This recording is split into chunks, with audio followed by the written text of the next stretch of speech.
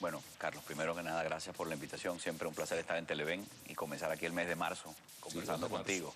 Fíjate, debo comenzar por mencionando a Antonio Ledesma y manifestando una vez más mi solidaridad con Antonio, que es el alcalde metropolitano y que está injustamente detenido.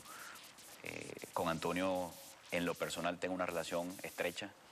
Le decía a mi gente en estos días que creo que con ningún líder político hemos hecho más actividades en conjunta, porque nos ha tocado a Antonio y a mí hacer campañas juntos varias veces. Y creo que con ningún otro dirigente hice más caminatas, marchas, asambleas, conversatorios, reuniones, desayunos, arepazos en sectores populares, en urbanizaciones, en la calle, nos montamos en autobuses, en fin, en el metro, volanteamos. Bueno, nos une una relación muy estrecha, pero además una relación de trabajo que es importante para la ciudad, porque la alcaldía metropolitana es un ente coordinador y los 5 alcaldes municipales tenemos una relación especial con ellos. Además, desde Chacao, nosotros enviamos...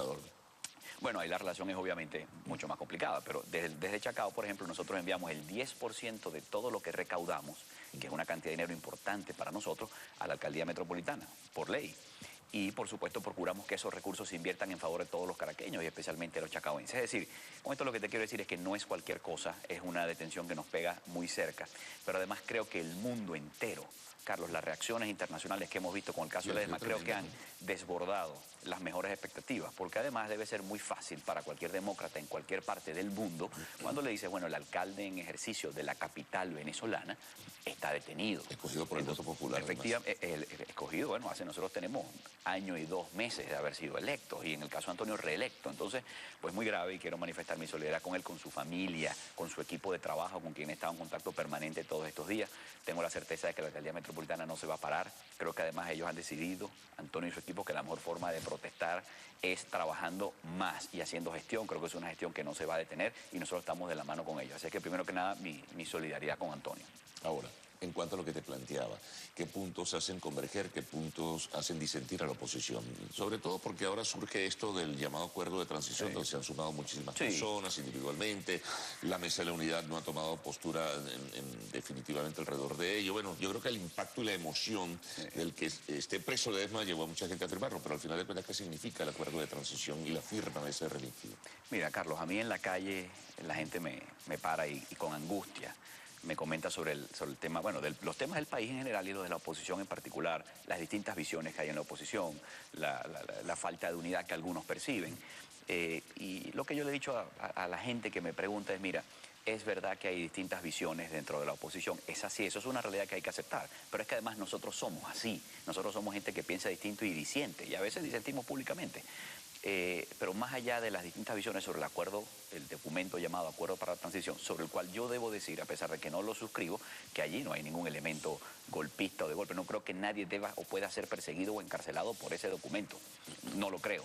Ahora, más allá de eso y de las distintas reacciones que genera ese documento, Carlos, lo importante es que los venezolanos tenemos a la vuelta de la esquina una grandísima oportunidad para unirnos. La oposición, que ha estado dividida sobre temas como el documento, otras opciones que se han planteado, tiene a la vuelta de la esquina la gran opción de decirle al país, más allá de los distintos análisis que hacemos del país y de la caracterización que le damos al régimen, ante las elecciones parlamentarias vamos a producir candidaturas unitarias. Eso sería un bálsamo para la Venezuela que quiere un cambio, que visto las últimas encuestas, Carlos, son millones de venezolanos. Bueno, las encuestas, las últimas precisamente reiteran, en términos generales son recurrentes en el planteamiento de que quienes se sienten opositores quieren la unidad de los factores de la oposición precisamente. Así es, y tú me preguntas si es posible la unidad, por supuesto que es posible, lo que no es fácil. La unidad de la oposición es difícil porque implica, entre otras cosas, renuncias, implica sacrificios, mutuas, concesiones, y eso pues siempre es un reto. Pero yo estoy absolutamente convencido de que hay, por lo menos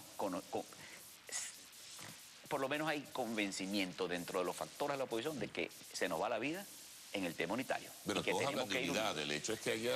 Pero la unidad... Pero hablan de unidad. La unidad no solamente hay que hablar de ella, sino que hay que ejercerla, practicarla y hay que aterrizarla, concretarla, materializarla en cosas que sean muy firmes. Y como ha sido difícil en algunos temas que tienen que ver con cuáles son los pasos para superar esta crisis, te repito, hay una oportunidad de oro que además es muy concreta, bueno, hay que es la elección parlamentaria. Ya, ¿no? En ese sentido. Así es, y estamos esperando el anuncio. Yo creo que es muy importante, Carlos, que, fíjate, creo que hay dos cosas que debemos hacer muy rápidamente. Creo que los opositores que queremos un cambio político debemos exigir al CNE que convoque las elecciones. Todavía el CNE creo que está dentro de los tiempos. Recuerda que tenemos que elegir una nueva Asamblea Nacional antes de enero, porque en enero se instala la nueva Asamblea Nacional. Entonces estamos en los tiempos, pero hay que exigirle al CNE la convocatoria de selección y además las garantías y las condiciones, que será una lucha eterna, porque bueno, ya sabemos todos los problemas que tenemos con el CNE, con el sistema electoral, etcétera, etcétera.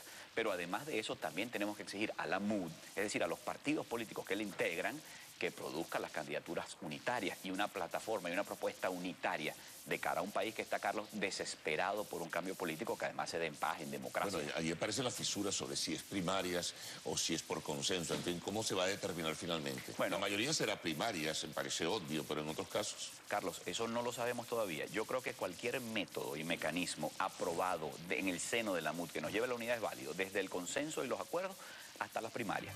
Yo he fijado mi posición sobre el tema de Chacao. Creo que en nuestro circuito, Chacao, Baruta, Latillo y Sucre, debe haber primarias para escoger a los que probablemente serán dos candidatos a la Asamblea Nacional. Yo soy hijo de las primarias, creo en las primarias y creo que en nuestro circuito debe haber primarias para elegir a esos candidatos. Ahora, sobre los temores que existen, sobre rumores que van y vienen, sobre el cambio de circuitos para tratar de favorecer, como hubo hace 5 años, a ciertos factores vinculados al gobierno. Carlos, eso es parte de la lucha que le viene a la oposición, las condiciones para esas elecciones, porque creo que por lo que está pasando en el país, y aunque no se juega la presidencia de la República en las elecciones parlamentarias, creo que el gobierno tiene grandes incentivos para hacer trucos y magia electoral, cosa que quiero advertir desde ya porque la oposición tiene el reto de hacer mucha presión y enfocarse en esos temas que son clave.